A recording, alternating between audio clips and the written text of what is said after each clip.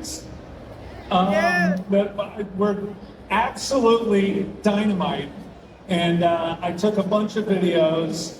I've been narrating them in my head, ever since I took them. I have little conversations among each of the penguins and what they're saying to each other. And I won't take up any more of your time on this, but the penguins are great. And then really we just kind of drove along the coast and saw how beautiful the country is, and went to Cape Point, and it's just like, it's wonderful. It reminds me in some ways of home, where I live on the West Coast in Southern California. There's some similarities, but it's so gorgeous. It's great. Well, thank you so much for coming. I know everybody's excited to see you. I want to talk about a little bit of the stuff that you did. How did you get started in acting? How'd that start? Oh gosh, well, I've really been acting almost my whole life. From the time I was old enough to know what it meant to have a profession, I wanted to be an actor. And even though I grew up in the middle of the country and in the state of Missouri, in the middle of the suburbs, it was still always what I wanted to do and what I had my eye on, and I went to school for it, and I trained, and I'm fortunate in that not only am I still doing it, but that I love it more than ever.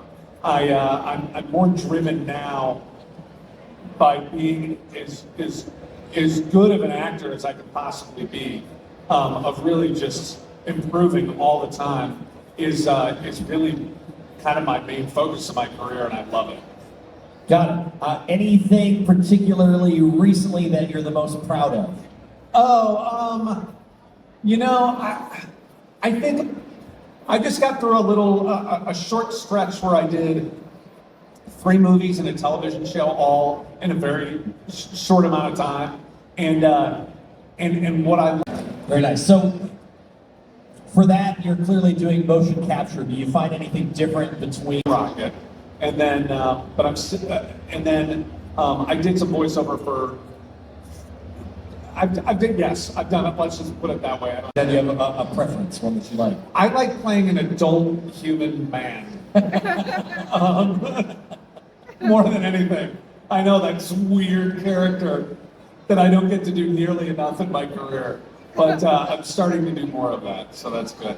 That's awesome. That's awesome. So this time we're gonna, where'd my guy with the microphone go? Yeah, if you have a question in the audience, all you gotta do is raise your hand. We're gonna send somebody over with a microphone for you. Where do you disappear to? If you could be anyone in the DC universe, who would you be?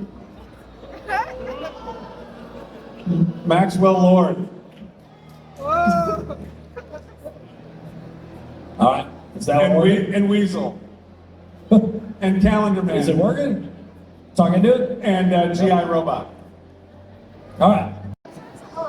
Obviously, you have quite a large career.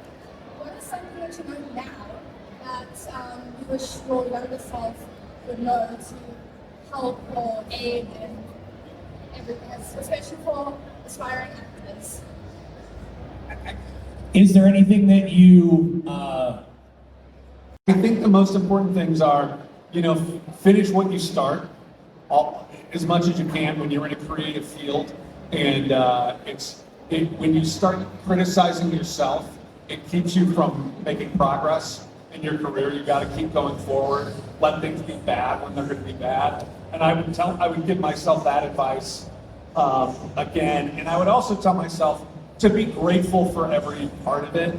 I think that I would get bogged down a lot with what's next and how it's just helping me advance in my career, rather than really enjoying that. Wow, this is I'm doing what I wanted to do. The question is, what is your favorite movie? Not that you've been in just to watch, but what's your favorite movie and why?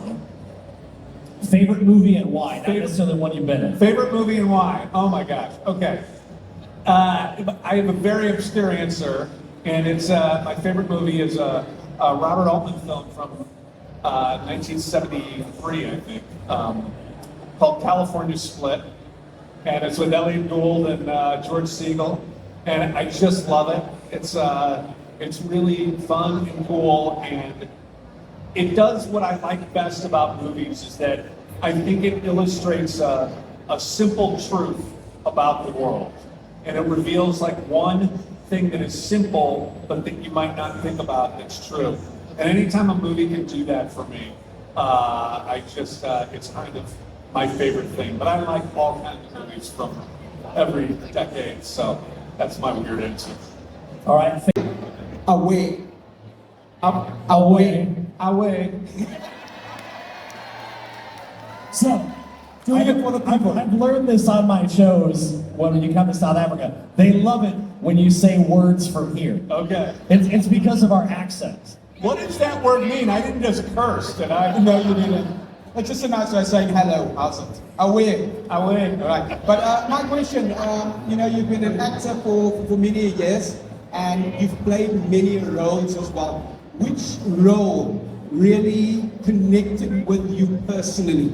Brought it back close to home? Because, you've been actors that go into roles and they're like, that's the one that makes me think of my childhood, my family, or just life.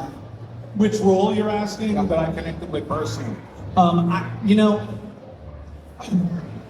want to answer your question, but I also want to say that that's really my way into every role. It's like I have to understand where the character is coming from. I always am aware that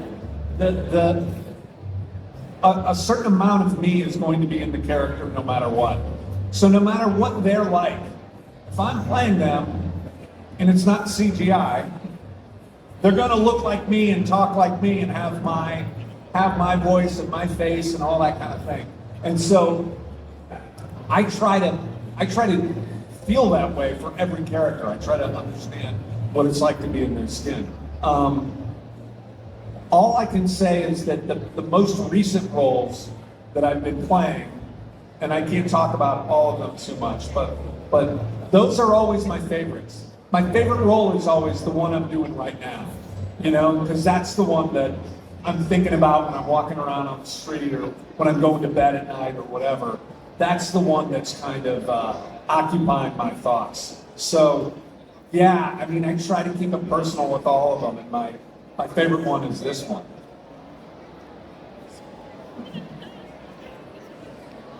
Hi.